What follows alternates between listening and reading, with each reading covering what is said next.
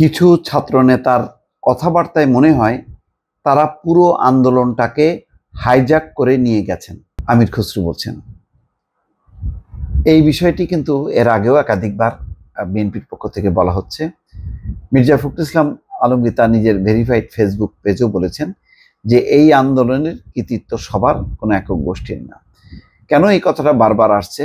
ছাত্রদের নেতৃত্বে নতুন দল গঠনের প্রক্রিয়া যত জোরালো হচ্ছে, ততই বিএনপি নানা দিক থেকে বিপদের সংকেত পাচ্ছে। তারা মনে করছে যে এই নতুন দল তাদের পক্ষের কোনো শক্তি না, এই নতুন দল জামাতের শক্তিকে বাড়াবে, এই নতুন দল তাদের নিজেদের ভাঙনটাকে ত্বরান্বিত করবে। তৃণমূল পর্যায়ে অনেকেই যে বিক্ষুব্ধ বিএনপির নেতাকর্মীরা নতুন দলে যুক্ত হবেন, এমন একটি আশঙ্কা তারা করছেন।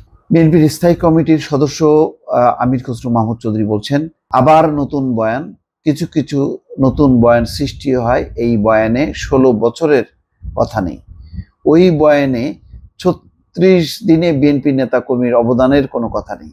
ওই বয়ানে কিছু ছাত্র নেতার কথাবার্তায় মনে হয় তারা পুরো আন্দোলনটাকে হাইজ্যাক করে নিয়ে গেছেন।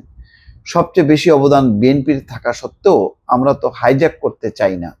এই আন্দোলনের কারণ ছিল একটা গণতান্ত্রিক অর্ডার বাংলাদেশে ফিরিয়ে আনা, অর্থাৎ একটা গণতান্ত্রিক ধারা বাংলাদেশে ফিরিয়ে আনা। সোমবার বিকেলে ব্রাহ্মণবাড়িয়া জেলা বিএনপি আয়োজিত সমাবেশে প্রধান অতিথির বক্তব্যে সাবেক বাণিজ্য মন্ত্রী আমির খসরু মাহমুদ চৌধুরী এই কথা বলেন। দ্রব্যমূল্য বৃদ্ধি, আইন শৃঙ্খলা পরিস্থিতির অবনতির প্রতিবাদ এবং দ্রুত নির্বাচনী রোডম্যাপ ঘোষণা এবং পতিত ফ্যাসিস্টদের অপচেষ্টা মোকাবেলা সহ বিভিন্ন দাবিতে এই সমাবেশের আয়োজন করা হয়।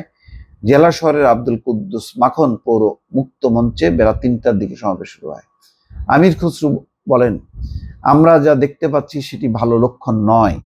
ওই যারা আন্দোলনটাকে হাইজ্যাক করেছেন তাদের সঙ্গে আবার কিছু লোকজন যারা আগামী নির্বাচনে জনগণের উপর আস্থা বিশ্বাস রাখতে পারছেন না।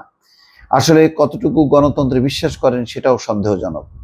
আজকে যে সরকার আছে সেটাও আমাদের সমর্থন পুষ্ট সরকার। আমরা সবাই মিলে এই অন্তর্বর্তী সময় সরকার গঠনকে সমর্থন দিয়েছি।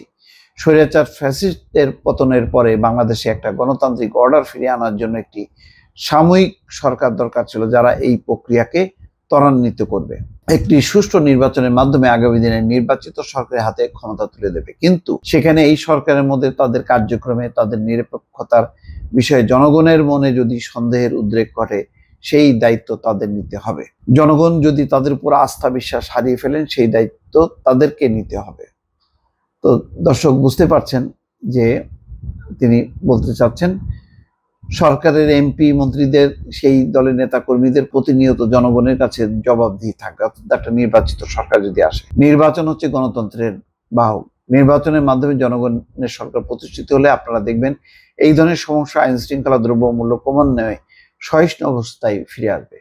তো যাই হোক, মোট কথা নির্বাচনের যে তারিখ ঘোষণা করা হচ্ছে না, নির্বাচনটা নিয়ে শেষ পর্যন্ত পিছিয়ে যায় কিনা, এক একজন এক এক রকম কথা বলছেন। যেমন আজকে প্রেস সচিব প্রধান উপদেষ্টা, তিনি বলছেন নির্বাচন ডিসেম্বর থেকে আগামী বছরের মার্চের মধ্যে হবে।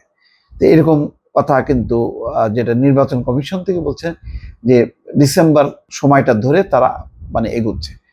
কিন্তু বিএনপির অশান্তিটা হলো ডিসেম্বরের কোন তারিখে, সেটা সুনির্দিষ্টভাবে ঘোষণা তারা এখনই চায়, যাতে তারা প্রস্তুতি নিতে পারে এবং তারা মনে করতে পারে হ্যাঁ সত্যি সত্যি নির্বাচন হবে।